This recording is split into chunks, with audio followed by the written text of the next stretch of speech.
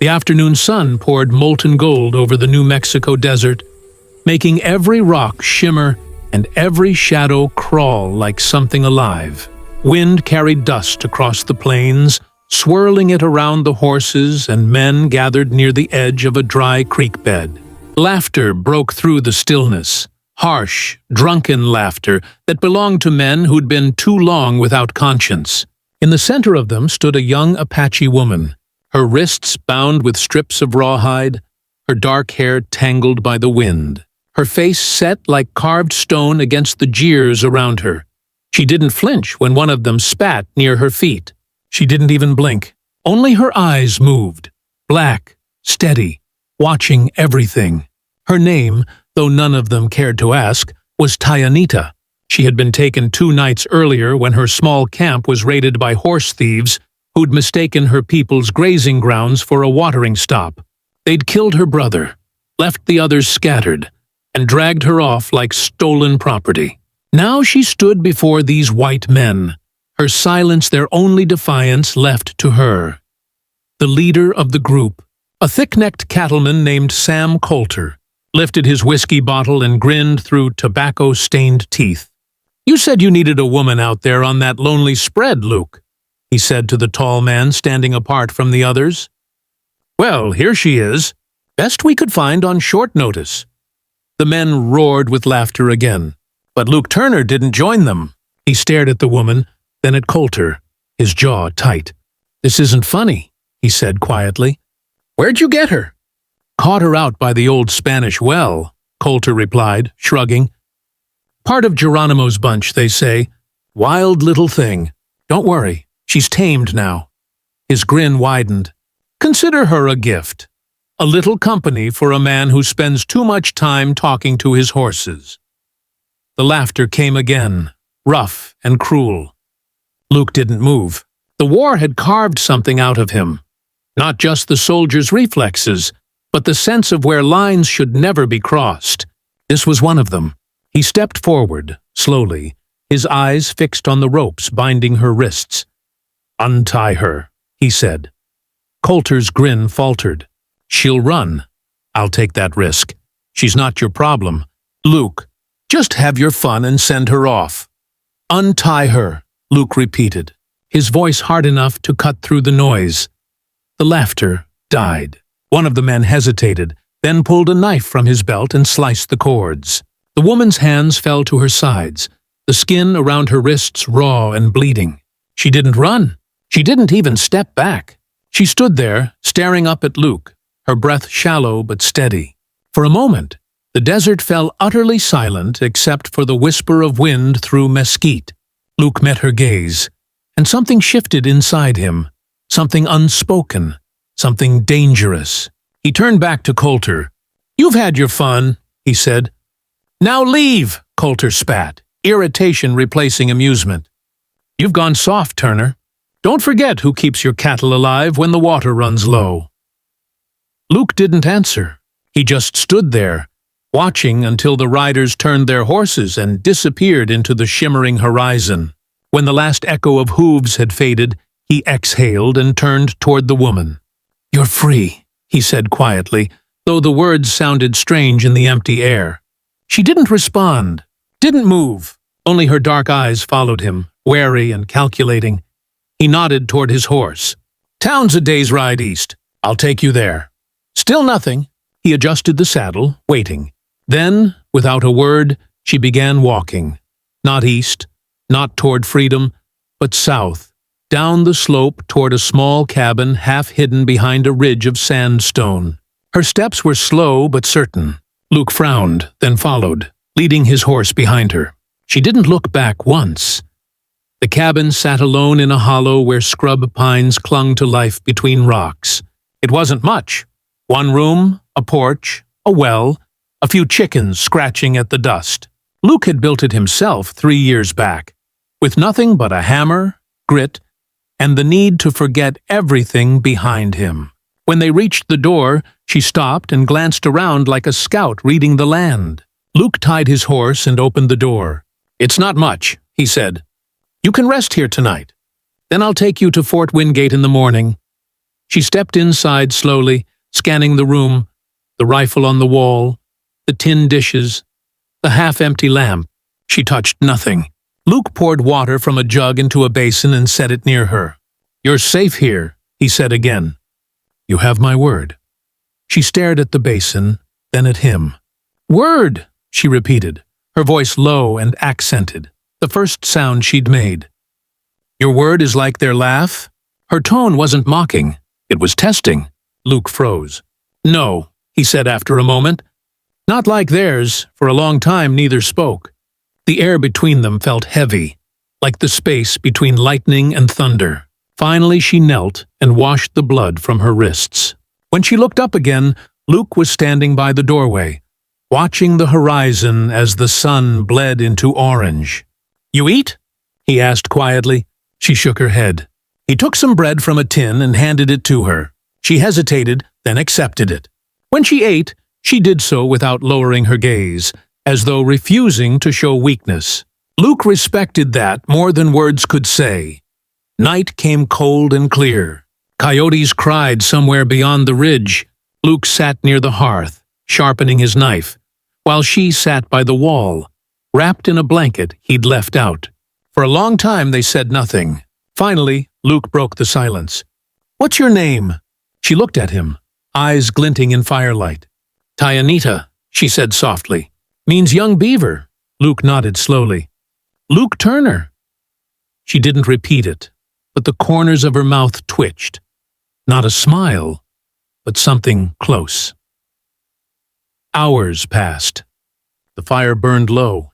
Luke leaned back, half asleep, when he heard movement. The woman stood, silent as a shadow, and moved toward the door. He didn't move. "If you run," he said quietly, eyes still closed, "the desert will kill you before the soldiers find you." She paused. "Then maybe it will kill me free," she whispered, her hand on the latch. He opened his eyes. "Or I'll take you back to your people," he said. That made her turn. "You lie." "No," he said. "I owe you that much." Something changed in her face. A flicker of disbelief, then caution. "Why?" she asked. Luke didn't answer right away. He looked into the fire. "Because I've seen what men do when they stop seeing others as people. I won't be one of them." She studied him for a long time, then stepped away from the door. "Sleep," she said. "Tomorrow, maybe we talk." He nodded, and for the first time since she'd arrived, he saw her shoulders ease slightly, as though a single thread of trust had been tied between them. Morning rose, pale and windless. Luke saddled the horses while she stood near the well, her hair unbraided, her eyes distant. He offered her a small piece of dried meat. "We'll ride at first light," he said.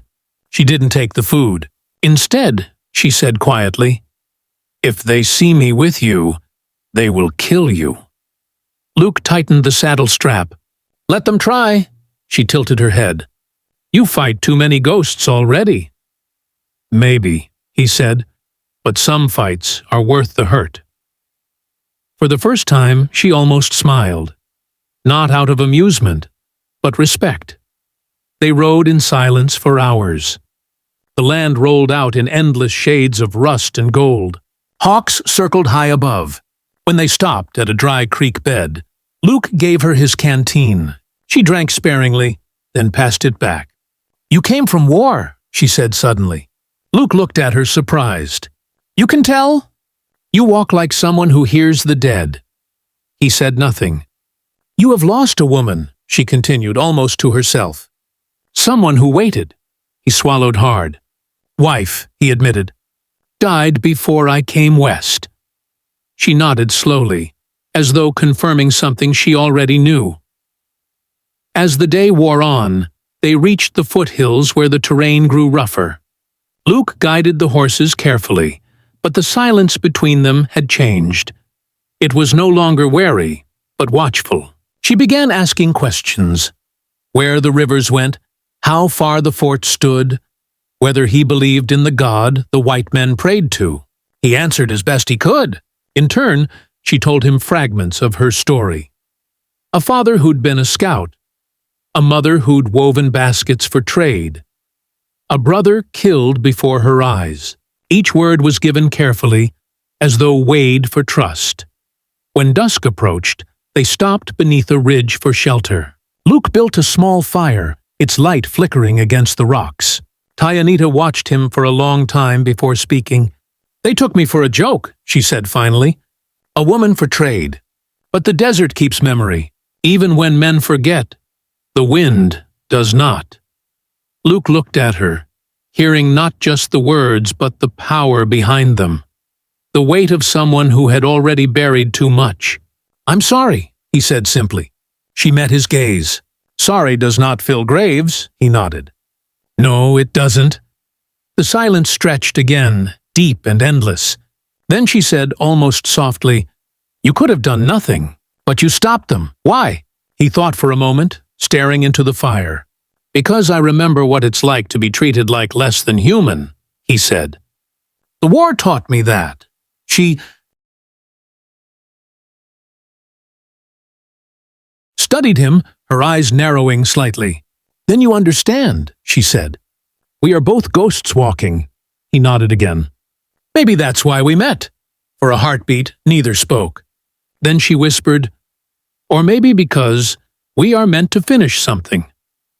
That night, the wind rose, cold and sharp, carrying the smell of rain.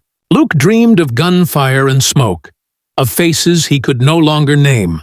He woke to find Tyanita sitting outside the firelight, her face turned toward the dark horizon. "You should rest," he said. "I cannot," she replied. "The wind speaks tonight." He followed her gaze, far off. He could see faint lights moving, maybe riders, maybe a storm. "Is it danger?" he asked. She shook her head slowly. "It is the past coming." Her tone was quiet, but there was certainty in it that sent a chill through him. By dawn, the world was gray and still. Luke packed their gear, but she remained standing, staring east. "We go another way," she said. "The soldier's path is not safe." He hesitated. "You know these lands better than I do." "Then listen," she replied. They rode north instead, through gullies and hidden ravines, the kind only the tribes remembered. At one point, she raised her hand suddenly, signaling him to stop. He followed her gaze. A lone rider in the distance, watching them. The figure turned, disappearing behind a ridge. "One of Coulter's men," Luke muttered. Tyanita nodded slowly. "They do not forgive what they think is weakness." They pressed on, faster now. Luke's mind burned with questions. Who those men were, what they planned, and whether bringing her had already doomed them both. But somewhere inside, he knew he wouldn't turn back. Not now. The bond between them, forged in silence and blood and firelight, had become something beyond reason. By the time the sun sank low again, they found shelter beneath a rocky overhang. She built the fire this time, her movements sure and practiced. When the flames rose, she looked at him and said quietly, "We're alone now. It's time to do what must be done." Her tone was calm, steady. Not a threat, not fear, just truth. Luke met her eyes, feeling the weight of those words settle like stone in his chest. He didn't yet know what she meant, but he knew that the road ahead, whatever it was, would demand more courage than either of them had left to spare. The wind shifted then, carrying the smell of rain and the faint echo of horses somewhere far away. The desert waited, silent and endless, holding its breath. And in that moment, something unspoken began to awaken between them. Not love, not yet, but something that might one day become it.